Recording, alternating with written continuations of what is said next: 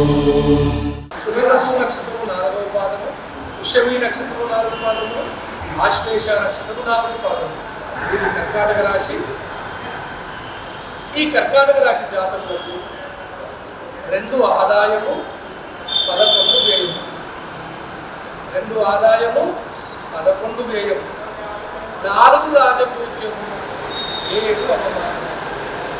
ఈ కర్కాటక రాశి జాతకులు ఎవరైతే ఉన్నారో వీరికి కోపమైన, సంతోషమైన, అంటే కోపము రావటం కావచ్చు, కోపము పోవటం కావచ్చు, క్షణముల్లే వెళ్ళిపోతుంది. అయ్యో బాగా కోపానికి వస్తున్నారు నా మీద, ఏం బాధపడాల్సిన అవసరం లేదు. వెంటనే మళ్ళా అంటే క్షణికావేశానికే లోనవుతారు వారు, మళ్ళీ వెంటనే సర్దుకుపోతారు. చక్కైనటువంటి ఊహ ఉంటుంది. సమయం సందర్భంగా లేకుండా వాళ్ళు ఆవేశపడి ఒకటే వాళ్ళ దగ్గర మైనస్ ఉంటుంది. ఊహలకు మించి పనిచేసేటువంటి సామర్థ్యం బాగా ఉంటుంది. నమ్మకాలు కొద్దిగా తక్కువగా ఉంటాయి. వాగ్దాటి పైకి కనిపించినంత మెత్తగా ఉండేటువంటి స్వభావం ఏమీ కాదు వీరిది. ఇటువంటి స్వభావం గల ఏ కర్కాటక రాశి జాతకులు ఎవరైతే ఉన్నారో ఈ సంవత్సరం మొత్తం కూడా మీకు 9వ స్థానంలో శని శుభమైనటువంటి స్థానంలో ఉన్నాడు. మీకు గురువు బాగా ఉండేటువంటి రోజులు ఏవయ్యా అన్నట్టయితే సంవత్సరం పొడుగుతా అంటే ఈ ఉగాది నుండి మొదలుకొని మరలా మే వరకు 2027 మే వరకు గురువు పూర్తిగానే మైనస్లో ఉంటాడు. మరి మనకు శుభంగా ఉండేటువంటి రోజులు ఎక్కువ ఉంటాయి అని చెప్పేసి అంటే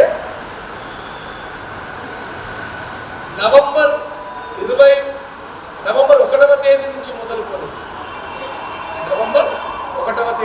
మొదలుకొని జనవరి 23, 2027 వరకు మీ గురువు రెండింటిలోకి వస్తున్నాడు అతిచార మూలకంగా. మీకేమైనా పనులు కావాలి అనుకున్నట్టయితే ఆ సమయంలో పూర్తి చేసుకోండి. మీ పనులు ఎప్పుడు పూర్తి చేసుకోవాలి కర్కాటక రాశి జాతకులు? నవంబర్ 1వ తేదీ నుంచి మొదలుకొని జనవరి 23వ తేదీ వరకు మీ పనులన్నీ చక్కదిద్దుకుంది.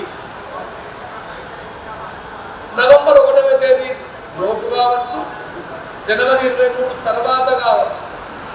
గురువు మైనస్లో ఉంటాడు, పనులు అవుతాయి. శని 9వ స్థానంలో ఉన్నాడు కదా. తర్వాత మీకు డిసెంబర్ 4వ తేదీ వరకు కేతువు కూడా 3వ స్థానంలో మంచి స్థానంలోనే ఉంటున్నాడు. ఆ లోపు మీ పనులన్నీ పూర్తి అవుతాయి. కొద్దిగా నడకగా మీ పనులు పూర్తి కావడానికి ఆస్కారం ఉంటుంది. పనులు పూర్తవుతాయి కానీ మెల్లమెల్లగా పోవడానికి ఆస్కారం ఉంటుంది. మీకు ఈ గురువు మైనస్లో ఉండటం మూలకంగా కొద్దిగా మీరు విద్యార్థులు అయితే మనం అనుకునేటువంటి ర్యాంకులు రాకుండా ఉండటం కావచ్చు, మనకు కొద్దిగా దగ్గరగా ఉండేటువంటి వ్యక్తులు దూరం కావటం కావచ్చు, రుణ బాధలు పెరగటం కావచ్చు, వ్యాపారాలు కొద్దిగా తక్కువగా నడవడం కావచ్చు,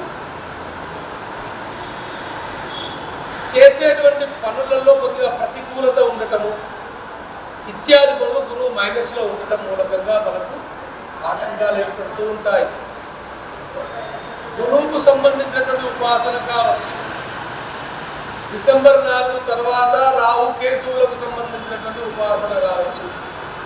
అంటే గురువు, రాహు, కేతువు వీటికి సంబంధించినటువంటి జపములు చేయించడం కావచ్చు, రావి చెట్టు కింద ప్రదక్షిణాలు చేయటం కావచ్చు, దత్తాత్రేయ వజ్రకవచమును పారాయణం చేయడం కావచ్చు, ఆపదుద్ధారక స్తోత్రాన్ని పారాయణం చేయటం కావచ్చు. లేదు మాకు వ్యాపారంలో కొద్దిగా డబ్బులు తక్కువగా వస్తున్నాయి, నేను చేసేటువంటి ఉద్యోగాలలో వచ్చేటువంటి డబ్బుల మూలకంగా ఖర్చులు కొద్దిగా అంటే అనవసరమైనటువంటి ఖర్చులు ఎక్కువగా వస్తున్నాయి అంటే దానిలో మీరు ఒకవేళ ఎక్కువగా బాధపడినట్లయితే ఒకసారి లక్ష్మీ కుబేర హోమం చేసుకునేటువంటి ప్రయత్నం చేయండి. లేదు మనకు కుబేర రూపు దొరుకుతుంది కదా, ఆ కుబేర రూపును ధరించడానికి ప్రయత్నం చేయండి. నేను చెప్పినటువంటి సంవత్సరం మొత్తం కూడా శని మంచి ప్లేస్లో ఉంటున్నాడు. 9వ స్థానం చాలా మంచి ప్లేస్. డిసెంబర్ 4 దాకా కేతు ప్లస్లోనే ఉంటున్నాడు. రాహు ఒకటి మైనస్లో ఉంటున్నాడు. నవంబర్ 1 నుంచి జనవరి 23 వరకు మధ్యలో గురువు ప్లస్లో ఉంటున్నాడు. మిగతా రోజుల్లో గురువు మైనస్లో ఉంటున్నాడు. చేసేటువంటి పనులు కొద్దిగా కాన్సన్ట్రేషన్ లెవెల్స్ కొద్దిగా పెంచండి. అంటే నేను ఎంత కష్టపడుతున్నాను గురువు, దానికి కొద్దిగా రెట్టింపోయినటువంటి కష్టాన్ని పడండి. తప్పకుండా ఈ పరాభవన సంవత్సరం మీకు ధైర్యాన్ని ఇస్తుంది, మీకు విజయాన్ని ఇస్తుంది. దానిలో ఏమి సందేహం లేదు.